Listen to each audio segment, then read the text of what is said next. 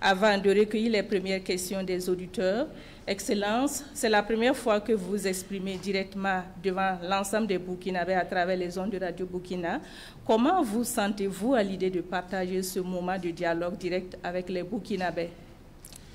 Merci beaucoup.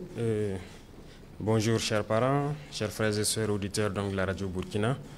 Merci madame pour cette occasion qui nous est encore donnée de pouvoir communier directement avec le peuple. C'est un réel plaisir et c'est aussi un moment pour moi de pouvoir comprendre aujourd'hui, à l'étape où nous sommes, les aspirations actuelles du peuple à travers vos antennes et de pouvoir réajuster notre programme, si on peut le dire ainsi. Donc je dis que c'est un grand moment de plaisir et merci encore pour cette opportunité. Merci, Monsieur le Président, pour ces premiers mots. Nous accueillons Hervé Kaboré qui va nous livrer ses premières questions. Merci Chantal Nikiema, Excellence, Monsieur le Président. La première question nous vient du secteur 16 de Ouagadougou. Stéphane Kiamtouré veut savoir comment vous avez vécu les multiples tentatives de déstabilisation avec en ligne de mire votre assassinat. Deuxième question, c'est Madame Koné de Bobo Dioulasso. Elle souhaite savoir le sort qui sera réservé aux comploteurs. Et puis ensuite, toujours à Bobo Dioulasso, c'est Daniel Sanou qui demande est-ce qu'un mandat d'arrêt a été lancé contre les déstabilisateurs et leurs complices. Et Eugène Kambiré de Batié dans le Numbiel voudrait savoir ce qui s'est réellement passé à Barsalgo. C'est aussi la question de Suleiman Ouedraogo à Kaya. Dans le centre-nord, Salifou Sanou de Bobo Dioulasso. Et puis la dernière question, c'est Jean Ilboudo de Ouagadougou. Il voudrait avoir votre réaction sur le discours d'orientation politique de feu capitaine Thomas Sankara en pleine célébration des journées nationales d'engagement patriotique et de participation citoyenne. Quelle importance revêt pour vous le DOP quand on constate que son contenu est toujours d'actualité? Merci. Merci Hervé Kaboré pour cette première série de questions des auditeurs. Monsieur le Président, vous venez d'entendre les préoccupations des auditeurs qui tournent autour des velléités de déstabilisation et notamment avec l'attaque de Barsalgo. Les auditeurs voudraient savoir comment avez-vous vécu ces situations? Avant de nous engager dans cette mission, je pense qu'il y a un certain nombre de risques qu'il faut mesurer et accepter d'assumer. Et parmi ces risques, il y a le fait de ne pas réussir la mission pour laquelle on était venu. Donc quand on vient, c'est soit ça passe ou ça casse. Dieu merci, on a pu réussir la mission pour pouvoir donc imprimer notre vision des choses à notre pays. Après ça, l'autre risque, c'est d'accepter d'abandonner tout. Voilà, on ne peut pas, en tant que jeune, être là donc, au sommet de l'État et vouloir peut-être me retrouver sous des manguiers à manger du rusumbala comme les autres. C'est-à-dire accepter d'oublier sa jeunesse, accepter d'oublier la vie et se consacrer entièrement à la patrie. Un des risques, c'est cette situation que nous vivons, la déstabilisation. Parce que si vous voulez redresser la barque d'un tel pays, forcément, vous êtes obligé de sévir. Et en sévissant pour redresser, vous créez des ennemis internes et externes. Il faut donc s'attendre à ces situations de déstabilisation, d'assassinat et de tout. Parce que nous avons touché aux intérêts de beaucoup de personnes. Il y a donc une inégalité sociale, il y a de la corruption, il y a une mauvaise gestion de la chose publique. Si nous essayons de vouloir redresser tout ça, forcément on va toucher aux intérêts individuels de certaines personnes. Et ces personnes très souvent sont riches, ont de l'argent, utilisent cela pour manipuler souvent des personnes plus pauvres qu'elles, pour nous les mettre à dos en fait. Ça c'est à l'interne et ces mêmes personnes n'hésitent pas à coaliser donc, avec les forces impérialistes qui passent leur temps donc, à nous endeuiller, à nous appauvrir. L'autre point, ce sont ces forces extérieures-là. Il y a beaucoup de pays aujourd'hui qu'on a sous le dos et on n'a pas le choix, il faut le faire. Voilà, si nous voulons que notre patrie soit indépendante, si nous voulons notre souveraineté, si nous voulons que les Burkinabés mangent à leur faim, si nous voulons que nos enfants aillent à l'école sans payer un franc, Si nous voulons que demain, le paludisme, qui est une des maladies les plus répandues au Burkina Faso, que nous puissions soigner notre population sur certains mots à 0 francs, certains rêves que nous avons, mais il va falloir faire beaucoup de concessions, il va falloir empêcher certaines puissances de nous piller, et ça crée beaucoup d'ennemis. Donc nous sommes préparés à ces situations, nous les vivons comme normal en fait. Ça ne nous ébranle pas, ça ne nous fait pas peur, ça nous donne encore le courage d'avancer, parce qu'à travers ces événements, nous savons que la ligne directrice que nous avons optée est la meilleure ligne pour notre patrie, pour notre peuple. Donc nous vivons la chose comme ça. Et les comploteurs, actuellement, nous avons passé 2 années à sensibiliser, à parler, à mettre en garde. Les gens trouvaient qu'on mettait trop en garde. Mais c'était nécessaire pour que les Burkinabés voient d'eux-mêmes jusqu'où certains Burkinabés peuvent aller contre la patrie. Si on s'était mis dès le début à sévir d'une certaine manière, ce n'est pas évident que vous-même vous allez nous comprendre. Le capitaine Thomas Sankara a été mal compris à un moment donné, peut-être parce qu'ils ont commencé fort, mais il fallait laisser le peuple voir, comprendre ce que c'est que ces comploteurs, communiquer avec le peuple. Et aujourd'hui, je pense que les gens ont beaucoup compris. D'accord. Voilà. L'auditeur de Bobo Dioulasso voudrait savoir quel est le sort réservé à ces comploteurs-là. Comme nous l'avons dit, à partir de cet instant, je ne vais pas rentrer dans les détails, chacun va assumer. Si quelqu'un entreprend des démarches comme ça, eh bien, il assume toutes les conséquences. Nous n'allons plus conseiller quelqu'un ou voilà, mettre en garde encore. Donc, on va revenir sur le cas de Barsalgo. Il y a un auditeur qui voudrait savoir qu'est-ce qui s'est réellement passé à Barsalgo. Barsalgo, je ne vais pas rentrer aussi dans les détails, mais Barsalgo, je pense que j'étais personnellement visé.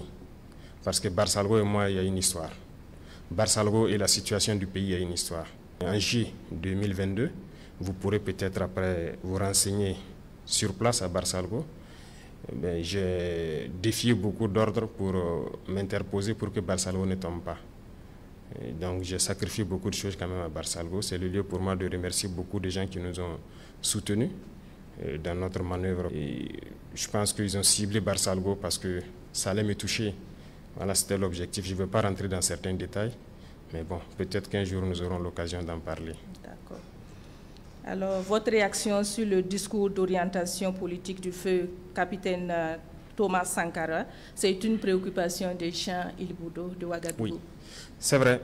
Nous avons d'ailleurs choisi la date du 2 octobre pour le lancement des journées patriotiques, d'engagement patriotique. C'est justement pour corroborer avec le DOP, parce que ce discours, c'est un référentiel. Et je pense que certains pays loin de notre sous-région ont utilisé ce référentiel pour se développer. Et ils nous le font comprendre parce qu'ils ont puisé beaucoup de choses de ce discours-là. C'est d'actualité, nous nous en inspirons et nous adaptons au contexte aussi. Il y a certaines choses en son temps en 83 qui ne peuvent plus se faire aujourd'hui, mais nous l'adaptons au fur et à mesure. Thomas Sankara était trop en avance sur son temps et je pense que tout ça, ça fait qu'il n'a pas été compris parce qu'il voyait des choses que les autres n'avaient pas la possibilité de voir. Sa vision était beaucoup plus en avance. Mais aujourd'hui, on se rend compte qu'on aurait dû. Chaque fois, ce sont des questions comme ça qu'on se pose. Est-ce qu'on n'aurait pas dû, est-ce que les gens n'auraient pas dû, mais bon, c'est déjà passé, mais je pense que c'est un discours d'actualité. C'est la même vision pour une souveraineté totale de notre pays. Et je pense qu'il faut qu'on s'inscrive dans cette lancée. Je voudrais savoir quel est le moral des troupes avec ces velléités de déstabilisation. Je dirais que le moral des troupes est au beau fixe, parce que s'engager pour défendre la patrie, vous savez, quand on est militaire et qu'il y a un autre état d'esprit naturel qui est là au sein du milieu, au sein de l'armée, et se lever, prendre son sac à dos, son arme et partir au front, ce n'est pas donné à tout le monde. Mais généralement, dans la tête du militaire, quand il part, c'est avec fierté qu'il part. Il sait ce qui peut arriver, mais c'est avec fierté qu'il part. Et aujourd'hui, avec ce que nous avons mis en place, ce que nous essayons de faire comme effort à travers l'accompagnement du peuple, beaucoup de militaires sont vraiment fiers d'être militaires. Voilà pour qu'ils se donnent corps et âme. Et avec tout l'accompagnement que le peuple aussi fait à leur endroit, je pense que ça ne peut que booster le moral. C'est vrai que ces situations de déstabilisation ne les affecte pas, mais ça les donne encore plus de courage de se battre. Ils comprennent mieux pourquoi ils doivent se battre pour leur patrie.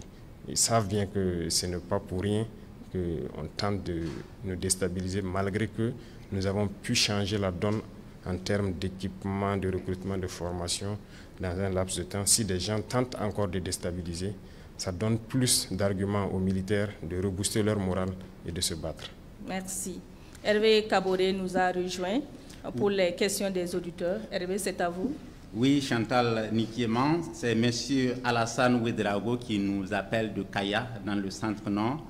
Il demande, après l'attaque de Barsalgo, l'opinion publique se demande si des sanctions ont déjà été appliquées à l'encontre des responsables et complices. Où en est-on en termes de justice et de réparation pour les victimes de cette tragédie? Voilà, c'est la question de M. Ouedraogo Alassane de Kaya, en attendant. Merci Hervé. Monsieur le Président, vous avez la parole pour répondre à M. Ouedraogo. D'accord, merci.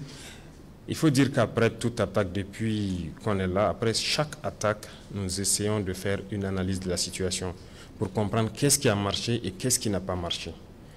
Tant qu'on n'arrive pas à le faire, on ne peut pas améliorer la situation. Donc, naturellement, après l'attaque de Barsalgo, sur le plan militaire, il faut analyser qu'est-ce qui s'est passé, qu'est-ce qui a marché, qu'est-ce qui n'a pas marché. Là, nous sommes presque au bout donc, de cette enquête. Je pense que les autorités militaires sont allées plusieurs fois à Barsalgo, enquêter, continuent d'enquêter aussi à travers Kaya.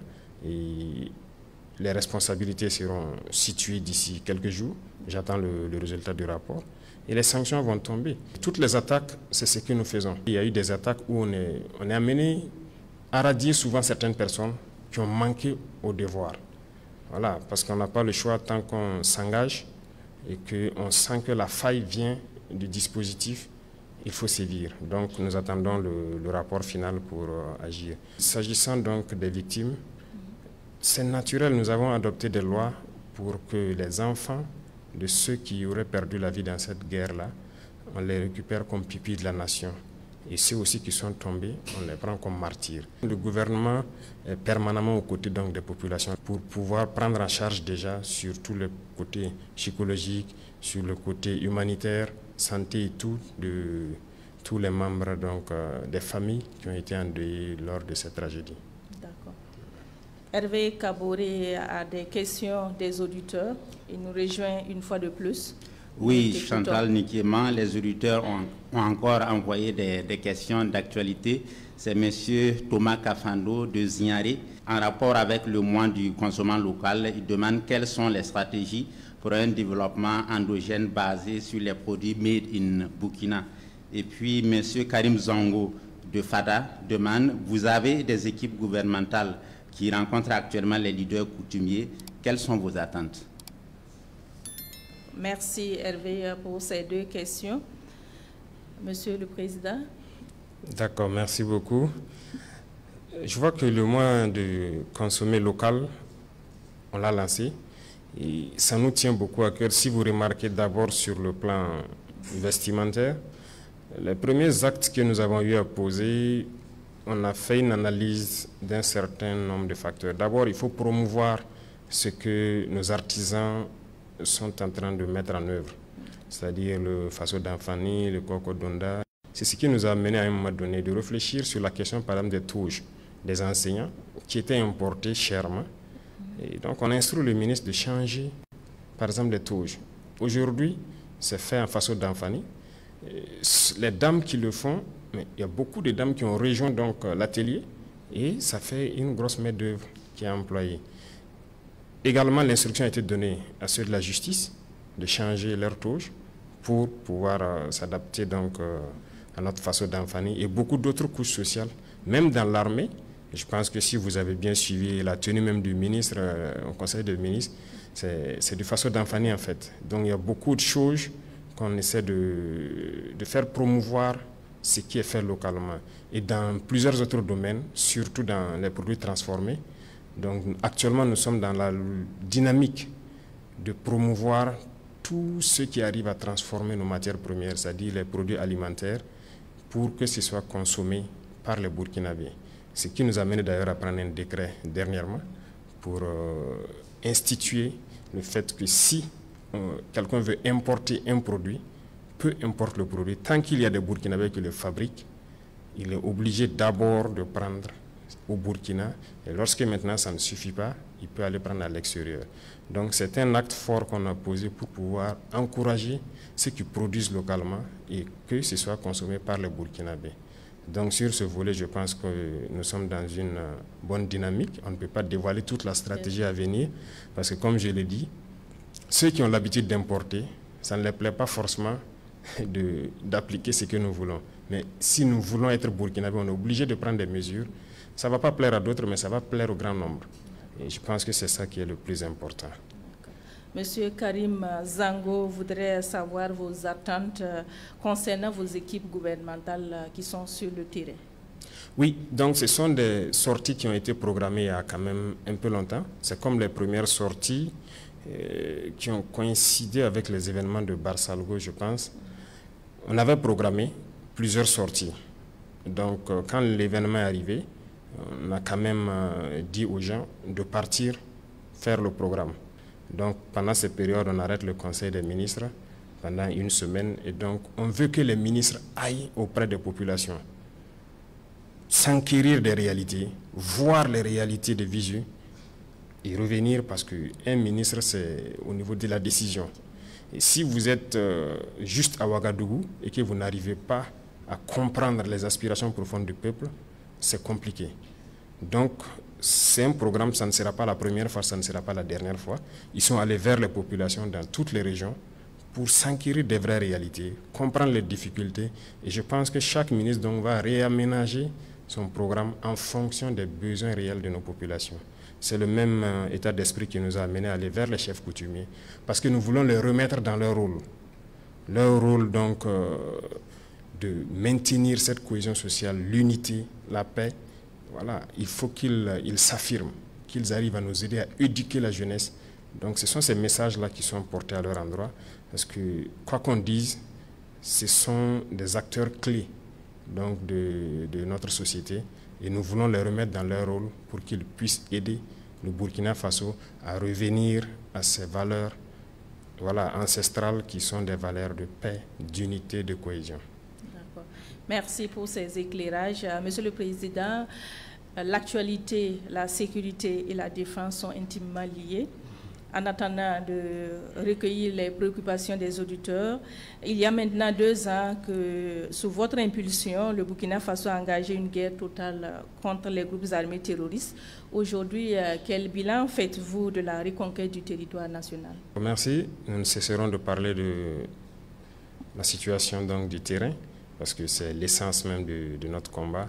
Et comme vous avez pu le constater, je pense que dès qu'on a commencé nos actions, il y a eu un autre visage du terrorisme que les Burkinabés ont découvert. Voilà, donc ça nous a interpellé beaucoup, que ce n'est pas juste du terrorisme. Je pense que l'objectif de ces gens est encore plus grand que ça. La dernière fois, je parlais de guerre de 4e génération. Voilà, ils ont manipulé beaucoup de gens pour les mettre contre leurs frères. Aujourd'hui, vous regardez tant chez les terroristes que chez nous, ce sont des jeunes qui meurent. Et donc, il faut freiner ça, il faut arrêter ça vite. Et pour le faire, il fallait s'armer de courage, se former, recruter, parce que l'effectif, l'équipement, rien n'était à la hauteur pour pouvoir faire face. Et je me souviens que les terroristes avaient dit que le 31 décembre 2022, ils allaient fêter la fin d'année à Ouagadougou. Et après, quand on fait l'analyse, on se rend compte qu'ils pourraient le faire. Qu'est-ce qui allait les arrêter? Je ne vois pas. Avec leur nombre qu'ils avaient, les cellules dormantes et tout, s'ils s'activaient un jour 20 décembre comme ça, ils pourraient fêter à Ouagadougou, rien ne pourrait les arrêter. À moins qu'on fasse appel encore à ces mêmes puissances qui les ont créées pour venir s'interposer et nous mettre encore dans l'esclavage. Donc, quand on a pris nos responsabilités, vous avez très vite vu qu'on a commencé à recruter, tant sur le volet militaire et aussi au niveau des VDP, pour essayer de contenir la menace.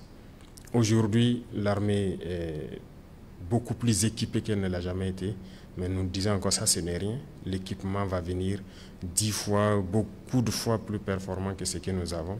Nous allons continuer à recruter pour avoir une armée forte. Parce que l'indépendance, la souveraineté, tant que vous n'avez pas une armée forte, vous ne pouvez pas vous assumer. Donc ça va continuer dans ce sens et nous continuerons de faire face à la menace ainsi. Concernant toujours la lutte contre le terrorisme, certains Burkinabés font le lien entre réconciliation nationale et lutte contre le terrorisme. Est-ce que vous comprenez leur logique, Monsieur le Président? C'est une phrase qui a emballé beaucoup de gens, mais il faut que les gens arrêtent de s'emballer avec ça. Réconciliation nationale, qui est en conflit avec qui? Il faut se poser la question. Nous sommes en conflit avec des bandits armés qui tuent sans distinction. Nous ne voulons pas nous réconcilier avec eux. Si c'est ça que les gens appellent réconciliation, nous ne voulons pas cette réconciliation-là. Soit ils arrêtent, ils déposent leurs armes, ils reviennent à la République, mais nous ne pouvons pas laisser des gens en train de nous tuer et nous asseoir parler de réconciliation. Non, nous allons combattre. Nous allons combattre jusqu'à ce qu'ils soulèvent eux-mêmes le drapeau blanc et venir. Et on verra. Donc, ce sont des termes que souvent certains emploient sans même savoir de quoi il s'agit. Nous recevons des correspondances dans ce sens aussi. Des gens qui nous écrivent pour, soi-disant, nous donner des stratégies dans le sens de la cohésion sociale et tout, et réconciliation nationale. Mais quand vous lisez au fond, écoutez, on ne peut pas réconcilier les gens de cette façon. Il y a des gens qui ont détruit ce pays. S'ils ont des problèmes en justice ou des problèmes avec la société, mais il faut résoudre ce problème. Il faut que les personnes reconnaissent, peut-être payent ce qu'ils ont fait, ou ce qu'ils ont pillé et tout. Avant qu'on parle de réconciliation, il ne s'agit pas de balayer tout ça du revers de la main et dire au nom de la réconciliation, ça ne va pas s'arrêter, ça va continuer. Ça, c'est de l'impunité. Nous retrouvons Hervé Kaboré pour d'autres séries de questions sur la sécurité et la défense. Hervé Kaboré. Oui, Chantal Nikema. Clément Guigemdé nous appelle de Bobo Dioulasso. Je voudrais savoir si le président pouvait rassurer que les 30% restants seront reconquis en 2025. Clément Guigemdé aussi salue les initiatives présidentielles qui vont faire du pays un État émergent. Et il se demande que répondez-vous à ceux qui pensent que vous devriez uniquement faire la guerre. Et puis il y a Julien qui nous appelle de Gawa dans le sud-ouest et dit « Les forêts étant le nid des groupes armés terroristes, le gouvernement a-t-il prévu un plan d'équipement et de déploiement des eaux et forêts pour libérer et consolider ces forêts ?» Il y a Diallo Aruna qui nous appelle de PA. Il demande « Est-ce qu'il est envisagé l'ouverture de commissariats dans les communes qui n'en disposent pas ?» Merci. Merci Hervé pour cette série de questions. Nous allons commencer par la question de Clément Guigemdé sur la reconquête du territoire national. 70% à quand les 30% restants, la reconquête des 30% restants? Le souhait est que si demain on peut reconquérir les 30%, on le fait. Je disais à certains que le matériel que j'ai remis dernièrement aux forces, personne ne le voit sur le terrain d'abord. Donc les gens s'entraînent très bien. Actuellement, ils sont prêts. Donc dans quelques jours, la lutte va reprendre de plus belle. Et nous espérons aller très vite, reconquérir le maximum, reverdir autant que possible. Quand on dit reverdir dans notre jargon, ça veut dire avoir des espaces où les gens pourront faire leur tourisme, faire tout ce qu'ils veulent en toute liberté. Vraiment free, comme on le dit, sans crainte. Voilà, donc c'est ce que nous sommes en train de développer et ça se fait en tandem défense et sécurité parce que autant que les forces qui sont en première ligne évoluent, il faut qu'à l'arrière on réorganise les forces de sécurité pour pouvoir assurer donc la pleine quiétude des populations. Donc nous poursuivons. 2025 est décisif et nous allons aller dans ce sens pour que nous puissions reconquérir les 30% restants. Yul Yen de Gawa dit « Les forêts étant le nid des groupes armés terroristes, le gouvernement a-t-il prévu un plan d'équipement et de déploiement des eaux et forêts pour libérer et consolider ces forêts, Monsieur le Président ?» Nous sommes là-dessus parce que les eaux et forêts, il faut le dire, quand nous sommes arrivés, nous avons essayé d'évaluer la situation. C'était malheureusement un constat amer. Ils étaient là, dans leur poste. Comme je le disais, on pouvait trouver 10 agents des eaux et forêts dans un poste avec une seule arme. Donc, si vous faites des années sans toucher à une arme, c'est un peu compliqué de dire aujourd'hui qu'on peut les injecter directement dans les forêts. Les forêts sont les champs de bataille donc des militaires actuellement. ce sont les militaires qui fouillent les forêts, ce sera eux qui vont libérer les forêts avant d'installer les eaux et forêts pour la consolidation. Et nous continuons le recyclage des eaux et forêts. Si vous remarquez, il y a certaines unités qu'on a pris un peu, que nous essayons de recycler et les mettre à niveau, pour que lorsque les militaires vont finir certaines portions, eux maintenant ils s'installent et ça a commencé. Il y a certaines forêts depuis l'intérieur qui ont été libérées par les militaires et les eaux et forêts qui ont été recyclées se sont réinstallées. Donc nous les avons rééquipés et au fur et à mesure nous continuons donc de faire monter leur puissance de feu pour qu'ils puissent contenir après le passage donc, des militaires. D'accord. Nous allons revenir sur le deuxième volet de questions de Clément Guigemde qui demande que répondez-vous à ceux qui pensent que vous devriez vous consacrer uniquement à la guerre? On ne peut pas faire la guerre aujourd'hui sans développer. Si vous le faites, c'est que vous faites une erreur. Et je le dis, si on se met uniquement guerre, on va tuer tous les jeunes du Burkina.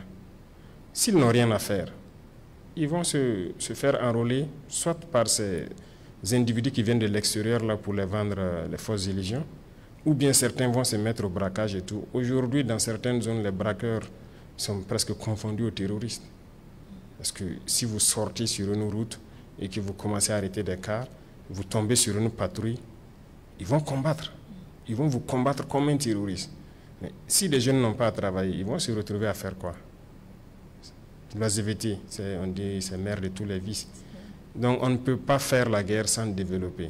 Il faut créer de l'emploi, il faut occuper la jeunesse pour que certains qui avaient l'intention d'aller vers donc, des itinéraires pas commodes, qu'ils puissent rester, se concentrer et travailler.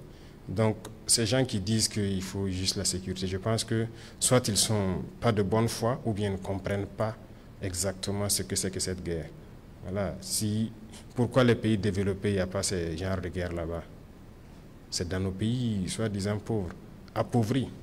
Donc, il faut que nous reprenions en compte nos richesses et donner du travail à la jeunesse. Et je pense que ça accompagne la sécurité. Toujours dans le domaine de la sécurité, Aruna Diallo de PA voudrait savoir, est-ce qu'il est envisagé l'ouverture de commissariats de police dans les communes qui n'en disposent pas?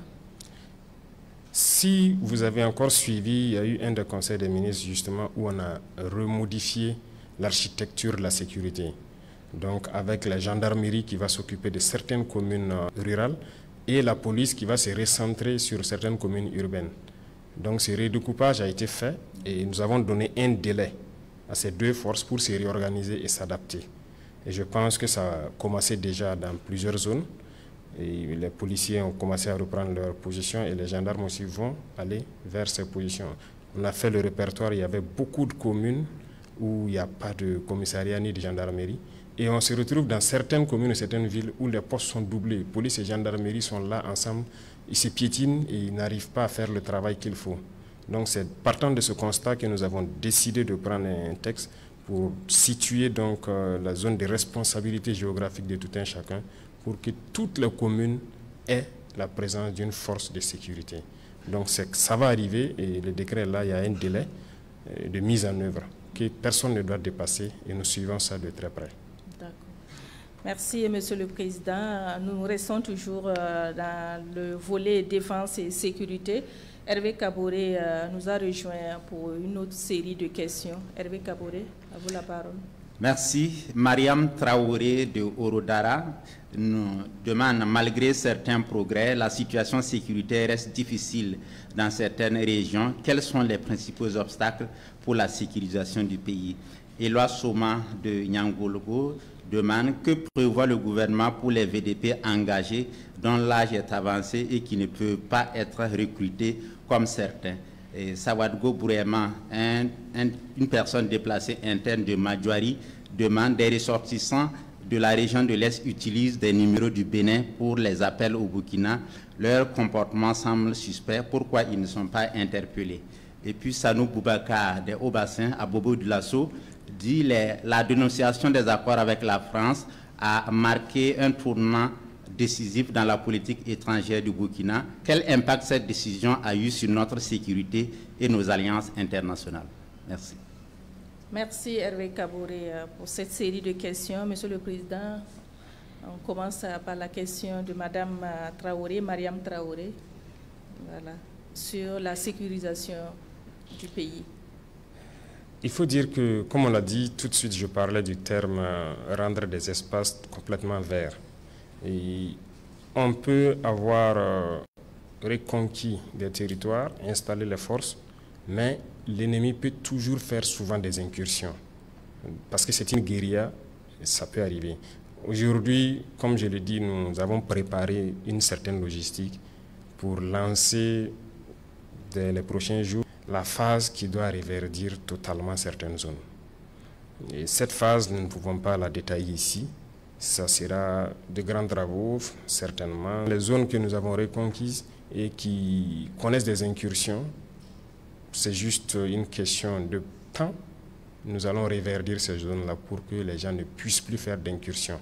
Et tout ça qui nous a amené aussi à réarticuler donc les forces de sécurité pour que lorsque nous allons mettre tous ces dispositifs en place, chacun s'installe dans la zone où il doit être. Et lorsque eux ils sont là, le renseignement et avec les VDP qui sont sur place doit permettre d'empêcher toute incursion. Donc c'est un processus et je pense que tout est fin prêt pour que certaines zones soient complètement vertes au fur et à mesure. Les VDP participent à la reconquête du territoire. Et Loa Soma de Niangologo voudrait savoir quel est le sort réservé à ces VDP engagés dont l'âge est avancé et qui ne peut pas être recruté comme certains dans la fonction publique et autres. Oui, nous avons notre plan pour leur reconversion. C'est comme les militaires aussi qui arrivent donc à la retraite. Et si vous remarquez, avec l'initiative présidentielle pour l'autosuffisance alimentaire, nous avons lancé un programme déjà dans l'armée, il y a des reportages là-dessus, pour apprendre à certains militaires qui ont un certain âge à se reconvertir petit à petit à l'agriculture, à l'élevage ou à certains métiers de leur choix. Voilà, parce qu'il y a aussi des gens qui font des spécialités, par exemple des gens qui ont fait le génie, et ils peuvent être dans d'autres entreprises pour exprimer toujours leur potentialité là-bas. Donc ça sera la même chose pour les VDP. Déjà, quand je suis passé une fois à Bagré, j'ai échangé avec des VDP là-bas où j'ai vu qu'il y avait beaucoup de personnes âgées qui ne pouvaient pas être recrutées et qui avaient déjà demandé à avoir des terres au bord de certains points d'eau pour l'agriculture. Donc nous avons instruit donc la BVDP pour mettre tout en œuvre pour que ces gens-là puissent s'installer et produire. Donc nous encourageons donc les VDP à ça aussi, ce qui a mené dans certains points, si vous remarquez, ils font la guerre et ils produisent en même temps. C'est en même temps une formation et nous voudrons, lorsqu'on veut les désengager, qu'on puisse les accompagner à s'installer dans leur domaine de prédilection pour continuer donc leur effort de contribution donc, au développement du Burkina Faso. Sawadogo Bourema de Madjouari, dans l'est du Burkina, voilà, il nous informe que des ressortissants de la région de l'est utilisent des numéros du Bénin pour les appels au Burkina. Leur comportement est suspect. Pourquoi ne sont-ils pas interpellés? Merci à l'auditeur. En fait, la complicité aussi est très grande, comme il a dit. Et ça rend déjà très difficile le combat, mais nous prenons la complicité en compte comme une difficulté et nous arrivons à la surmonter. La zone de Madjouari, comme il a dit, beaucoup de zones, certaines zones à l'est, ne sont pas accessibles. Ça fait partie des 30% donc, du territoire que nous devons reconquérir. Ce sont des zones de forêt et ce sont des zones assez difficiles en termes de combat.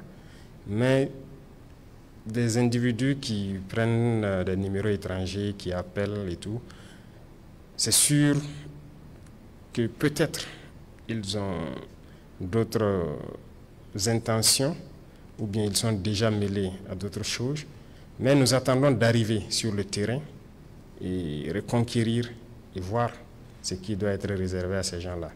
C'est ce que je peux dire, mais pour l'instant, on ne peut que faire des spéculations, si je peux dire, sur la question, puisqu'on ne sait pas pourquoi ils appellent, ainsi de suite. Mais nous savons très bien que beaucoup de gens ont été interpellés dans la région de l'Est pour complicité avec les terroristes. Ils les ravitaillent. En tout cas, ils se donnent corps et âme à prendre des pistes pour aller ravitailler les terroristes. Beaucoup ont été interpellés. Nous continuons aussi des opérations dans ce sens-là. Donc, ils n'ont pas à s'inquiéter. Je pense que Madjoari, on va y arriver. D'accord. Nous partons dans les hauts bassins avec M. Sanou Boubacar, qui parle de la dénonciation des accords avec la France qui a marqué un tournant dans la politique étrangère du Burkina. Quel impact cette décision a-t-elle sur notre sécurité et nos alliances internationales? Bon, je disais tantôt que nous, notre action est intrinsèquement liée à beaucoup de personnes à l'étranger. Donc la dénonciation de ces accords, c'est une chose, mais ce n'est pas que ça. Il y a d'autres choses qui ne sont pas visibles, que les gens n'ont pas perçues. Il y avait d'autres forces, en plus des forces françaises ici, par exemple, qu'on a fait partir. Ils sont partis dans le silence, sans faire vraiment du bruit, mais les gens ne se sont pas rendus compte. Mais ils ne sont pas partis parce qu'ils le veulent, parce qu'ils sont contents, mais ils continuent d'agir contre nous. Je prends par exemple, on parle des accords avec la France. Il y avait des permis miniers ici qui avaient été donnés à des puissances aussi, qui refusent carrément même de nous accompagner et tout. Au jour d'aujourd'hui, il y a un bon nombre de permis que moi j'ai déjà retirés et on va continuer de retirer. Vous pensez que quoi? Ça va influencer forcément sur nous parce qu'ils ne sont pas contents. Forcément sur le volet sécuritaire, il faut qu'on s'apprête. Voilà pourquoi au tout début, par exemple, nous n'avons pas parlé des permis. Nous attendons d'être à un certain niveau aussi avant de... C'est par étapes. Et je pense qu'il y a forcément un lien, mais nous avons pris en compte cette donnée-là. Hervé Kaboré nous a rejoint pour ce dernier volet des questions. Oui, Chantal Nikiema, Excellence, Monsieur le Président, Ama Diallo revient en tout cas sur la sécurité et la défense. Il est à Dori, dans le Sahel, et vous avez entrepris la réorganisation de l'armée avec des nouvelles unités et stratégies. Quel est le résultat sur le terrain? Maïmouna Ouedraogo nous appelle de Bitou, dans le centre-est. Elle dit la situation humanitaire est également préoccupante. Et quelles stratégies sont en cours pour assurer la protection et le retour des déplacés dans leur localité d'origine? Ouedraogo Moumouni est déplacé à Manektaba, à Tikari. Il demande qu'est-ce qui est fait, justement comme Madame Ouedraogo de Bitou, qu'est-ce qui est fait pour accélérer le retour des déplacés dans leur village d'origine. Il appelle à augmenter le nombre de recrues au niveau des FDS pour libérer les zones encore sous emprise terroriste. Merci. Merci à vous, Hervé Kaboré. Monsieur le Président, la question du retour des déplacés internes est évoquée. Oui. Qu'est-ce qui est fait pour leur retour dans leur localité d'origine? Merci bien. Beaucoup de gens déjà ont déjà rejoint, mais il y a aussi des localités, même si on met pied, souvent on dit aux gens de ne pas venir d'abord, d'attendre, parce que chaque localité n'a pas la même vision, ça n'est pas vu sous le même angle par les terroristes. Comme certains aiment le dire, il y a certaines localités qui sont stratégiques géographiquement dans cette guerre. Donc il y a des zones où peut-être les forces ont reconquis il y a peut-être quelques mois, mais ils n'ont pas permis à ce que les populations reviennent. Il y a un travail qu'ils font. Après, ils reviennent vers l'arrière et disent aux populations de les suivre pour les installer maintenant. Donc, ceux qui se sont déjà installés ont pu passer donc, la saison sans problème, plus ou moins en sécurité. Il y a des zones qu'on va réinstaller à la sortie de la saison. Et on sait que c'est suivi donc de situations humanitaires forcément s'ils n'ont pas pu cultiver, mais des mesures sont prises pour pouvoir les accompagner jusqu'à la saison prochaine. Et pourquoi pas, si on peut faire certaines choses avant la saison, notamment des fourrages et autres, pour les permettre d'avoir de l'activité, tout est pris en compte. Et je pense que le ministère de l'Action humanitaire fait le point permanemment chaque semaine qu'elle m'envoie sur ceux qui se sont retournés, quelle prise en charge, ceux qui doivent se retourner, qu'est-ce qui est prévu pour leur prise en charge. Il y a des moments où je peux intervenir et réajuster certaines choses en fonction des différentes zones.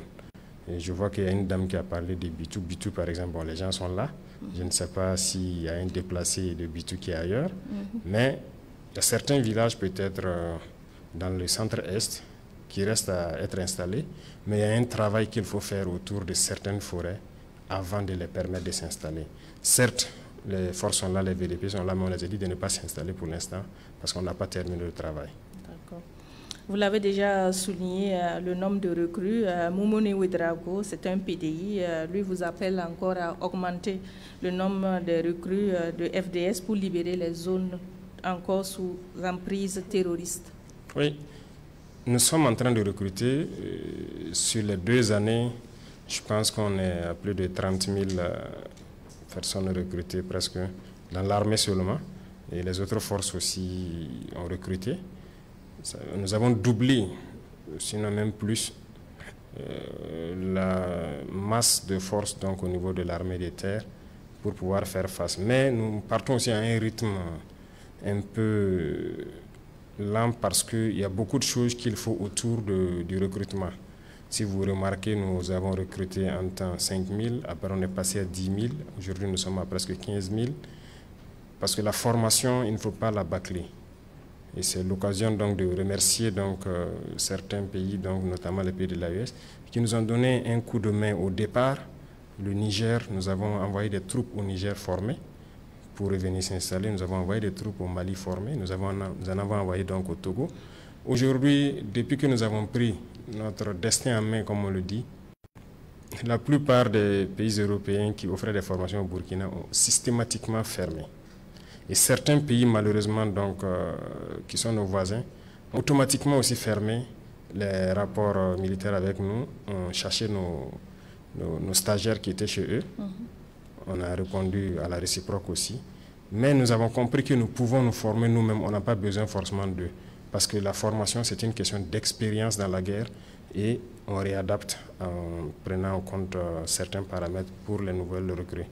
Donc, nous partons à un rythme voilà, qui peut paraître là à leurs yeux. Il faut recruter beaucoup, mais nous voulons aussi bien les former, bien les équiper pour qu'ils puissent être efficaces sur le terrain parce que la menace grandit. D'accord. Justement, la réorganisation de l'armée revient. C'est une question de Ama Diallo de Dori. Et il demande quel résultat sur le terrain avec cette stratégie. Ah mais si on n'avait pas réorganisé et créé des unités organiques, on ne pourrait pas tenir. Ce n'est pas possible.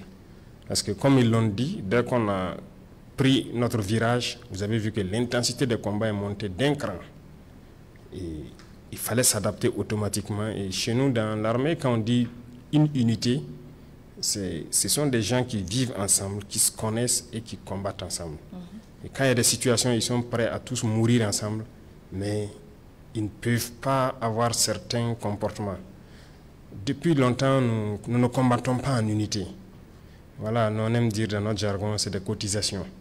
Chaque corps envoie quelques soldats, on les rassemble, on part les déposer quelque part. Ce n'est toujours pas fini. Il y a certaines positions toujours qui sont dans cette configuration. Et c'est difficile de combattre comme ça. Vous partez, vous retrouvez sur le terrain, vous ne vous connaissez pas bien. Vous n'êtes pas habitué, vous ne connaissez même pas son nom. On vous attaque. Vous n'avez pas confiance en lui. Comme une équipe de football. Ouais. Si on se met à rassembler des gens qui ne se sont jamais vus, qui ne se connaissent pas, bon, c'est très difficile. Et tous nos détachements étaient comme ça. Nos unités, c'était comme ça. Et donc, nous avons rapidement compris ça, qu'il faut changer, parce que nous-mêmes, nous avons fait ça. Moi, j'ai été sur le terrain avec des hommes que je ne connais pas. Et je vous dis que vous êtes bleu, vous sortez, vous arrivez, vous ne savez pas quoi faire. Voilà. Vous ne savez pas qui est qui, souvent même. C'est très compliqué. Donc aujourd'hui, nous avons des unités organiques qui ont permis de contenir la situation. Nous avons créé beaucoup de birs et au niveau de la police, nous avons réorganisé en Goumi. Ils en ont plus d'une dizaine qui ont pu contenir la situation dans certaines zones. Au niveau de la gendarmerie, c'est les esseries qu'ils ont créées, il y en a 3 je pense, qui aussi assurent la sécurité sur certains axes stratégiques. Donc nous allons continuer à créer des unités organiques. L'armée de terre actuellement est en train de se réorganiser pour mettre fin dans un délai donné à ces détachements où il y a des cotisations. Donc pour avoir des unités organiques. Et nous allons continuer dans ce sens-là. Là, nous aurons une armée bien structurée, bien organisée et des unités dignes de ce nom. Monsieur le Président, comment se fait aujourd'hui la coordination de la lutte contre le terrorisme au sein de l'espace AES au regard des attaques qui se multiplient dans l'espace AES? Oui, la coordination se passe très bien.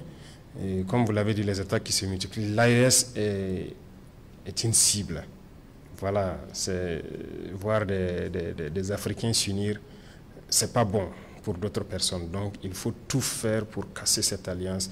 On comprend, mais nous sommes là pour ça. Et voilà pourquoi très tôt, nous avons commencé donc à mettre en place immédiatement dans chaque pays des officiers de liaison. Voilà, donc il y a des Burkinabés au Mali et au Niger qui participent donc au centre des opérations. Il y a des Maliens, des Nigériens au Burkina, ainsi de suite. Donc dans chaque pays, il y a des équipes d'officiers qui ont été dépêchés pour faire office de liaison, pour coordonner au niveau des centres des opérations tout ce qui se fait en interarmes. Je vous ai parlé tantôt de la formation. On a fait beaucoup de formations ensemble. Et si vous vous souvenez, dès le départ, il y a des gens qui ont signalé entre-temps des forces spéciales guinéennes qui étaient ici. Ils sont venus nous aider à former. Et dans l'AES, on a eu beaucoup de formations ensemble. Vous avez dû voir des rumeurs qui ont circulé des forces burkinabées à l'aéroport de Niamey, ainsi de suite. On a fait de l'entraînement ensemble, mais on fait aussi du combat ensemble. Chaque semaine que Dieu fait, vous allez trouver des unités burkinabées et nigériennes ensemble en train de manœuvrer. Donc la coordination, on peut dire actuellement, est plus que parfaite, que ce soit dans les moyens terrestres ou donc au niveau des vecteurs aériens. Nous arrivons à très bien coordonner, à nous appuyer mutuellement tant qu'on peut. Donc actuellement, c'est la force sahélienne qui est en gestation, ce que vous appelez force conjointe. Donc il y aura l'état-major unique qui sera donc mis en place avec une très grande force pour pouvoir agir dans tout l'espace. Et c'est quelque chose qui peut prendre peut-être quelques mois, mais nous sommes là-dessus. Nous retrouvons une fois de plus Hervé Kaboré pour d'autres sujets d'intérêt pour la nation. Hervé Kaboré. Merci Chantal Nikema. Excellence, Monsieur le Président. Jean Parc Belga, étudiant à Bobo Dioulasso, souhaite qu'on relève l'âge de recrutement dans l'armée pour permettre à beaucoup de personnes de participer à la lutte contre le terrorisme. Et Issa Yamego, également à Bobo Dioulasso, dit la mobilisation des ressources pour l'effort de paix est insuffisante au regard des défis sécuritaires. Comment combler le gap? Et Idrissa Sawadgo appelle de Ouagadougou et demande pourquoi l'ancien président Damiba n'est toujours pas extradé au Burkina. Merci. Merci Hervé Kaboré. On va commencer par la dernière question. Pourquoi le président Damiba n'est toujours pas extradé au Burkina Faso? D'accord, donc sur cette question, je pense qu'il y a eu depuis un temps donné ces implications avérées dans ces projets de déstabilisation et tout. Mais le dernier projet où quand même c'était en lien avec des terroristes, nous avons donc repris les discussions avec les autorités togolaises. Aujourd'hui même peut-être qu'on devrait se voir, mais avec voilà, l'échange que je devais avoir avec mon peuple, j'ai décidé de surseoir à cette réunion. Nous sommes là-dessus parce que, en toute honnêteté, nous n'avons pas voulu, aux premières heures, nous comporter de manière désagréable avec un ancien président. Quoi qu'on dise, c'est un ancien président. Donc j'avais des autorités togolaises, il peut rester là-bas, aucun problème. Et nous communiquons très bien de tout ce qui se passe avec les autorités togolaises. Et vraiment, il n'y a pas de souci sur ce volet. Dès qu'il y avait certaines visites, ils nous disaient s'ils veulent mener certaines actions, ils nous avertissaient en fait. Et actuellement, je pense qu'eux aussi doivent être choqués et surpris de découvrir ce qu'il y a. Nous sommes parlé déjà au téléphone, mais on ne peut pas parler au téléphone de sujets assez sensibles. Nous devons nous voir physiquement pour parler d'un certain nombre de sujets et une fois qu'on le fera, donc, vous serez donc situé sur cette question. Donc vous rassurez l'opinion publique et très prochainement il sera extradé au Burkina? Je ne rassure pas, j'espère. D'accord. Voilà. Si je dis je rassure, j'aurais peut-être menti si ce n'est pas fait. Je préfère vous dire que j'espère. D'accord. On va répondre à la question de M. Parc Belga Jean, qui souhaite qu'on relève l'âge de recrutement des FDS pour permettre à beaucoup de personnes de participer à la lutte contre le terrorisme. Je pense qu'on a déjà relevé. Hein? Si on doit relever trop, ils n'auront pas trop de temps d'activité. L'année passée, quand nous sommes passés à Fada, à l'université, des étudiants avaient exprimé justement ça. On venait de lancer le concours de la gendarmerie, je pense. Immédiatement, j'ai instruit de relever, de reprendre le communiqué et relever donc l'âge de 2 ans, je pense. Ça a été fait. Et actuellement, cette année, nous sommes allés jusqu'à 35 ans. Hein. 34 ou 35 ans pour les soldats. L'académie aussi, on avait lancé avec un âge un peu restreint, mais ils ont refait le communiqué et rehaussé le niveau. Voilà, l'âge encore. Donc, je pense que là où nous sommes, au niveau où nous sommes, c'est pas mal quand même. Si on rehausse trop, on va recruter des personnes qui ne seront pas forcément aptes physiquement à suivre le rythme de la formation. Ça peut quand même poser un problème de vieillissement dans l'armée dans quelques années. Donc, il faut qu'on calcule tout ça avant d'agir. Mais nous allons étudier. Monsieur Yambego Issa de Bobo Dioulasso dit ceci: la mobilisation des ressources pour l'effort de paix est insuffisante au regard des défis sécuritaires. Comment combler ce gap? Le défi sécuritaire est énorme. La mobilisation, on peut dire insuffisante, mais déjà ça permet de faire certaines choses. Il y a certains partenaires qui ont accepté de nous accompagner aussi, il faut le dire, dans l'acquisition d'équipements. Mais on verra, nous sommes sur certaines questions, mais nous espérons réunir un certain nombre d'arguments pour le porter au peuple, et ce sera au peuple de décider si on peut faire autre chose pour mobiliser ou pas. Parce qu'aujourd'hui, depuis que nous sommes là, vous n'allez jamais aller quelque part pour vouloir même ne serait-ce qu'un franc de prêt pour vous équiper et que vous allez avoir. Donc nous avons compris ça, nous avons effacé la question de crédit, de prêt dans nos questions d'équipement militaire. Et donc c'est le peuple qui contribue et nous essayons de faire ce que nous pouvons faire avec. Mais d'ici là, nous attendons certains équipements. Lorsqu'on va lancer la bataille, s'il y a nécessité d'accroître le rythme de la mobilisation, nous porterons les arguments donc à la connaissance du peuple et le peuple décidera de ce qui va se faire. Hervé Kabouré nous a rejoint pour des questions des auditeurs. Nous vous écoutons. Oui, Excellence, Monsieur le Président, Kadi Yaro de Poura demande si la mine d'or de Poura est dans l'agenda du gouvernement. Clément Guigemde de Bobo Dioulasso revient, demande à quand la remise à plat des salaires afin que chaque Burkinabé puisse vivre dignement. C'est aussi la question de Kassoum Dambré à Boromo. Il demande aussi quelles sont les mesures prises pour rendre la libre circulation dans l'espace AES sans raquette. Et Mathieu Bationo de Tenado dans le Sanguier demande pourquoi ne pas mettre en place dans chaque village une banque de céréales alimentée par les producteurs quand on sait que la Sonagest a montré ses limites. Moumouni Sawadgo nous appelle de Lumbila et demande quelle est la suite à réserver au projet de désenclavement du lac Bam. Et Elifas Thiolé de Gawa dans le sud-ouest demande à quand la monnaie AES. Merci Hervé Kabouré pour cette série de questions. Monsieur le Président, on répond à la première question de Kadi Yaro qui nous a appelé de Poura. Il demande si la mine d'or de Poura est inscrite dans votre agenda. Merci. Il faut dire que toutes les mines d'or sont inscrites actuellement dans notre agenda parce que pour l'or, quand même, nous savons l'exploiter. Et c'est ce que je disais, je ne comprends pas pourquoi on sait exploiter l'or et qu'on doit donc laisser des multinationales venir exploiter notre or. Donc c'est dans ce sens que j'ai dit qu'il y a des permis qu'on est en train de retirer et qu'on va le faire nous-mêmes. Donc la mine d'or de Poura fait partie de ces mines que nous comptons exploiter. L'APEC, si vous voyez, l'APEC a commencé dans la zone du sud-ouest avec sa première mine. Nous allons continuer aussi, autant qu'ils vont monter en puissance, à leur donner des permis pour qu'ils exploitent eux-mêmes. Et l'autre société, la Sopamib est actuellement aussi opérationnelle. C'est à travers la Sopamib que nous avons donc payé les 2 mines Bungu et Wayon. D'autres mines seront donc dans le patrimoine de la Sopamib pour leur permettre aussi d'exploiter ces mines industrielles-là. Donc Poura fait bien partie. D'accord. Clément Guigemde revient. À quand la remise à plat des salaires afin que chaque Burkinabé puisse vivre dignement? C'est aussi la question de Kassoum Dambré à Boromo. Les inégalités sociales. Ouais. Beaucoup de gens donc réclament ça et je pense que c'est une question qu'on va devoir attaquer tôt ou tard.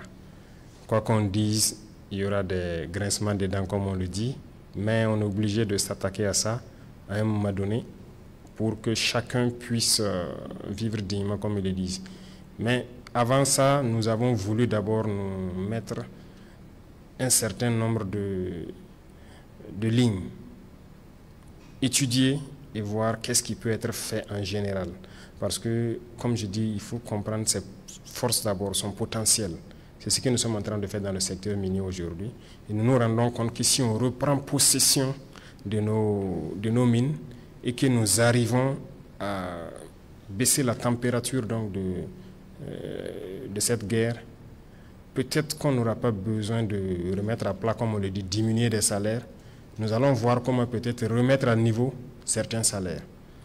Mais pour l'instant, nous continuons d'observer la situation et nous espérons au cours de l'année 2025 faire une évaluation de nos dépenses militaires. Est-ce qu'il faut continuer à accroître les dépenses militaires en 2026 ou pas? Et aussi les mines qu'on va exploiter au cours de l'année 2025, qu'est-ce que ça nous a rapporté? Est-ce qu'avec ça, ça permet donc de rehausser le niveau de salaire de certains et équilibrer un peu? Parce que c'est vraiment disparate. Il y en a qui sont dans des salaires, je dirais, incommensurables par rapport à d'autres qui traînent vraiment les pas. Et nous comptons équilibrer la balance. Donc, ils peuvent se rassurer. Nous ne voulons pas faire forcément baisser le salaire de certains, mais nous allons voir en fonction de nos potentialités qu'est-ce qu'on peut faire pour mettre tout le monde au même niveau. La question de l'AES revient. Quelles sont les mesures prises pour rendre la libre circulation dans l'AES sans raquette? Également, à quand la monnaie AES? Très bien, je pense que cette question de raquette est à l'ordre du jour. Des instructions fermes ont été données déjà au ministre de la Sécurité pour déjà commencer à sévir contre cette question de raquette. Il y a des dossiers qui sont actuellement en justice même sur certaines personnes. Les raquettes, ce ne sont pas de bons comportements. Surtout, malheureusement, ce sont des forces de sécurité qui le font. Ce n'est vraiment pas de bons comportements lorsque nous voulons aller dans l'Union, dans la Confédération. Et cette semaine, je pense que les experts des identifications de la sécurité sont réunis à Bamako. L'objectif, c'est d'harmoniser un certain nombre de documents de voyage, mais aussi d'identité. Et donc, il y aura une carte d'identité AES qui doit voir le jour. Et avec ça, ou le passeport AES, nous devrons pouvoir circuler librement sans raquette. Et nous mettrons aussi, dans chaque pays, un certain nombre de dispositions qui permettent aux usagers de rendre compte, ou en tout cas de dénoncer les cas de raquette. Déjà, au Burkina Faso, nous avons pris beaucoup de mesures. Et actuellement, c'est en cours de mise en œuvre, notamment donc, le centre d'appel qui peut aussi être utilisé, les dénonciations qui peuvent être faites jusqu'à la présidence du Faso.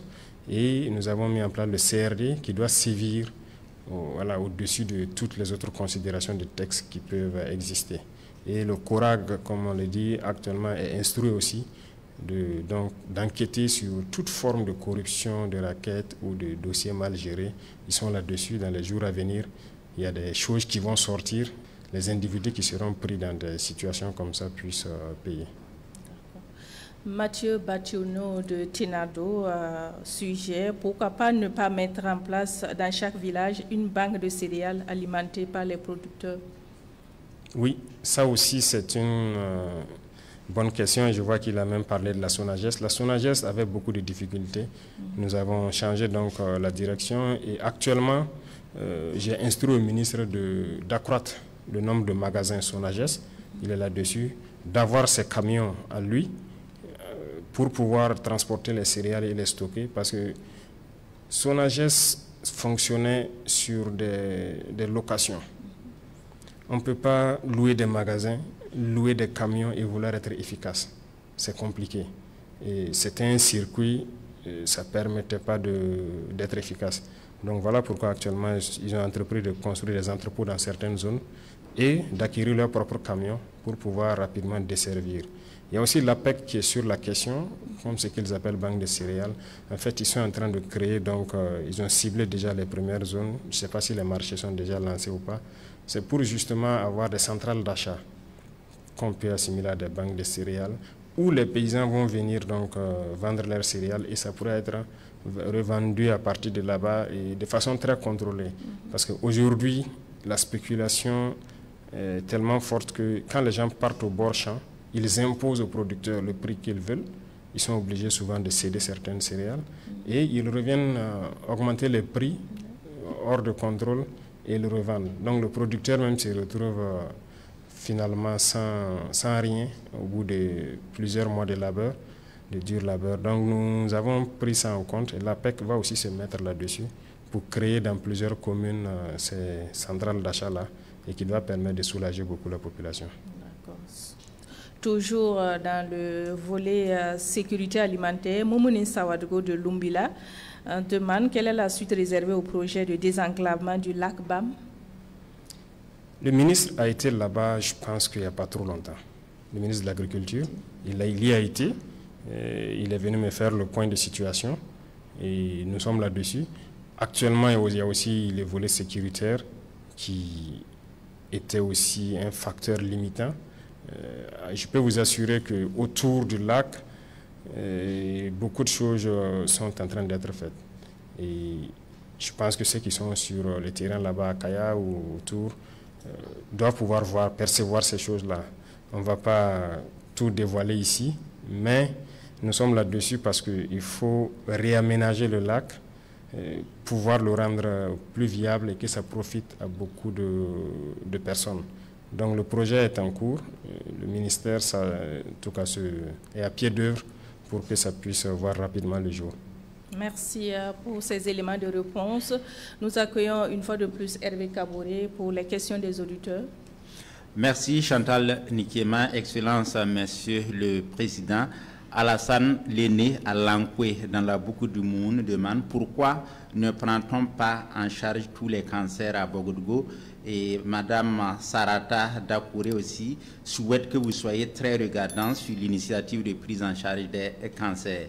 Yulien Agawa demande que prévoit le gouvernement pour résoudre le problème sur la RN1 au niveau du pont de Eredougou qui connaît des débordements d'inondations chaque année.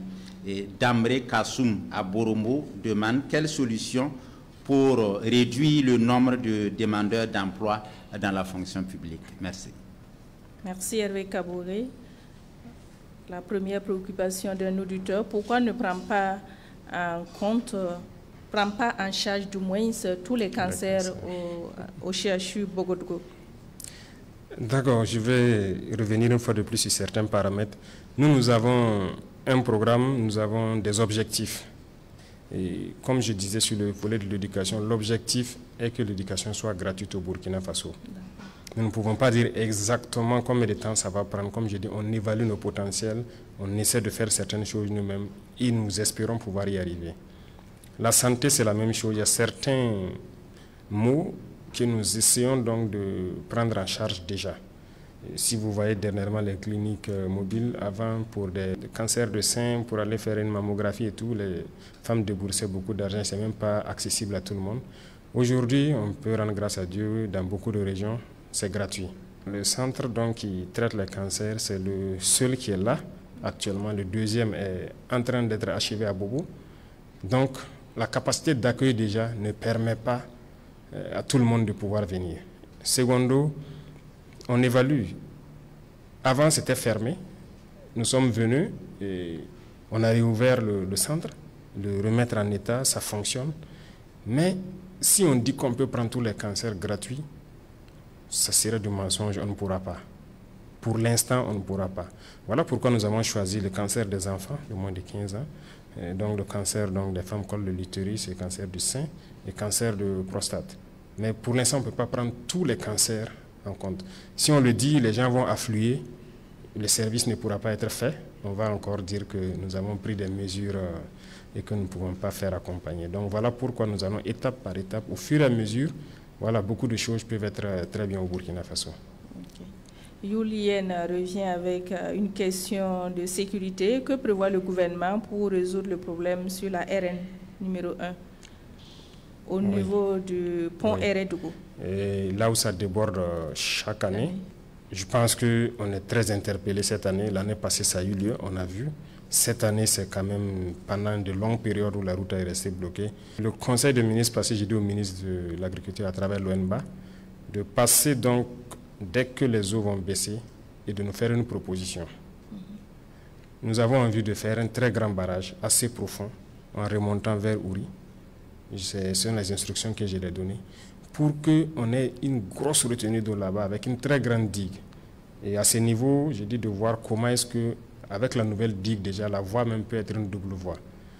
Parce que c'est une opportunité naturelle où l'eau est stockée. On me parlait des possibilités donc, de réticence des populations installées dans la zone. J'ai dit, mais il faut aller communiquer avec eux et les faire comprendre que c'est pour leur propre bien. Si on a 1 milliard de mètres cubes de retenue là-bas, ça ne va profiter qu'aux populations autour. Donc, on est là-dessus, on attend juste que le niveau des eaux baisse et ils vont lancer les études, concertation avec la population et voir comment on peut rapidement, à travers l'ONBA, faire un très grand barrage là-bas. Dambré Kassoum de Boromo demande quelle solution pour réduire le nombre de demandeurs d'emploi dans la fonction publique? Quelle solution? C'est ce que nous sommes en train de faire pour promouvoir d'autres types d'emplois. Lorsque nous encourageons la création des PME, les fonds, nous avons essayé de fusionner tout pour créer donc un fonds unique qui doit permettre de soutenir efficacement. Le FBDS, nous l'avons ravivé pour que les jeunes puissent entreprendre. Ça, c'est une chose. Deuxième chose, nous sommes en train de miser sur les activités de production, l'agriculture, l'élevage, parce qu'on importe beaucoup et on veut que les gens repartent vers la terre et qu'on les accompagne.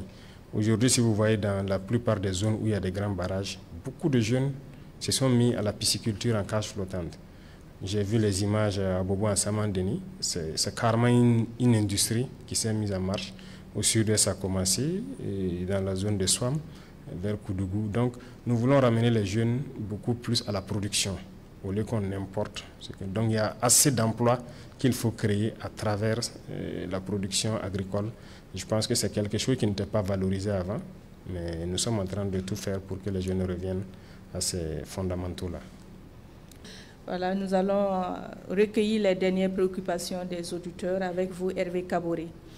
Excellence, Monsieur le Président, Awa Koulibaly de Bekoui, dans la boucle du Moun, dit plusieurs projets structurants ont été annoncés, notamment Faso Rail, l'Agence nationale de l'énergie nucléaire du Burkina et bien d'autres. Pouvez-vous nous donner les détails sur l'avancement de ces projets? Nikéma Emmanuel de Gogo, dans le centre-sud, demande les vivres coûtent cher. Qu'est-ce qui est fait pour réduire le prix et soulager les populations?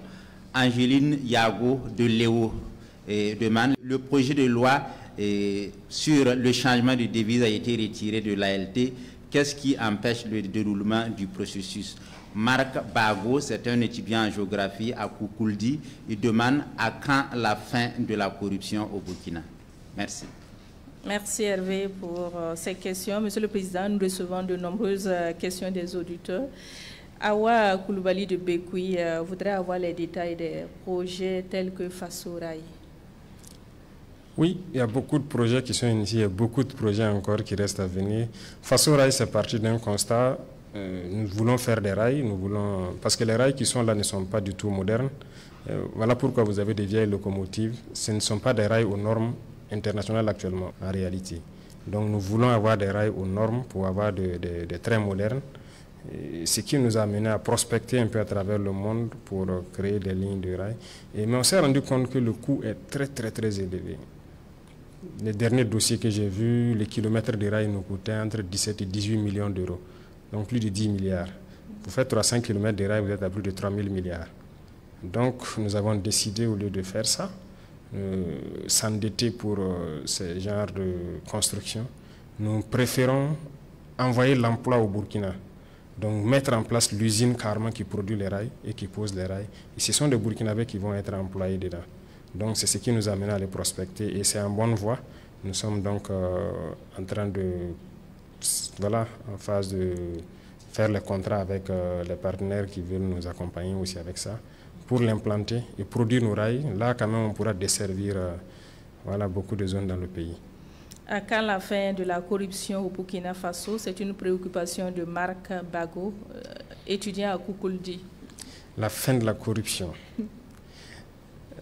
Si on dit que la corruption peut finir totalement, ce serait mentir. Mais nous travaillons à diminuer de manière drastique la corruption. Si on n'avait pas déjà atteint un certain niveau, on ne pourrait pas s'en sortir. Beaucoup de gens ont déjà dit depuis le début qu'on ne peut pas payer les salaires, on ne pourra pas faire ci, on ne pourra pas faire ça. Mais nous sommes là, on paye les salaires, il n'y a pas de ressources supplémentaires, il n'y a rien. Ça veut dire que la gestion a changé. Et nous allons continuer à serrer, à sévir. Et comme je disais, le CORAC bientôt va sortir des dossiers. Il y a des très gros dossiers de corruption. Et lorsqu'on va se mettre dans ces poursuites-là, je pense que ça va faire baisser un peu la température de la corruption. Angeline Ayago de Léo dit ceci: les projets de loi incluant le changement de devise a été retiré de l'ALT. Qu'est-ce qui empêche le déroulement du processus? Retiré? Non, ça n'a pas été retiré. Il y a juste un paramètre que nous avons ajouté. Le conseil passé, je ne sais pas si le rapport a fait cas de ça, mais au journal officiel, ils pourront voir. C'est juste un ajout que nous avons apporté, donc c'est reparti à l'ALT. Immédiatement le soir du conseil passé, je pense qu'ils vont se repencher là-dessus. Sinon, ça n'a pas été retiré, ça se poursuit. D'accord. Chers auditeurs de Radio Burkina, nous avons reçu beaucoup de questions et malgré le rallongement de 30 minutes, toutes les questions n'ont pas pu être posées, mais rassurez-vous, elles seront reversées au président du FASO. Monsieur le Président, avant de conclure, je souhaiterais vous inviter à adresser un mot à l'ensemble de nos auditeurs et aux travailleurs de Radio Burkina à l'approche du 65e anniversaire de cette radio, le 25 octobre prochain, une date symbolique pour ce média de service public, toujours proche des populations et engagé à les informer avec rigueur et professionnalisme.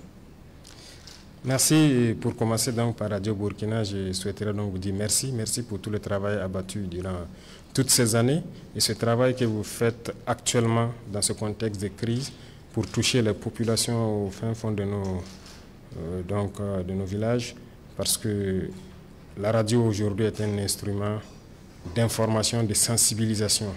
Donc félicitations à tout le personnel et joyeux anniversaire à l'avance. Nous espérons donc que vous puissiez continuer à éduquer notre population également et nous mettrons tout en œuvre pour faire donc améliorer vos conditions de travail et vous accompagner dans votre tâche. Et quant au peuple des hommes intègres, mon peuple, je souhaiterais donc réitérer une fois de plus mes félicitations, mes encouragements à tous ceux qui se battent pour notre patrie, qu'ils soient FDS, VDP ou civils, parce que chacun à partir de sa position se bat.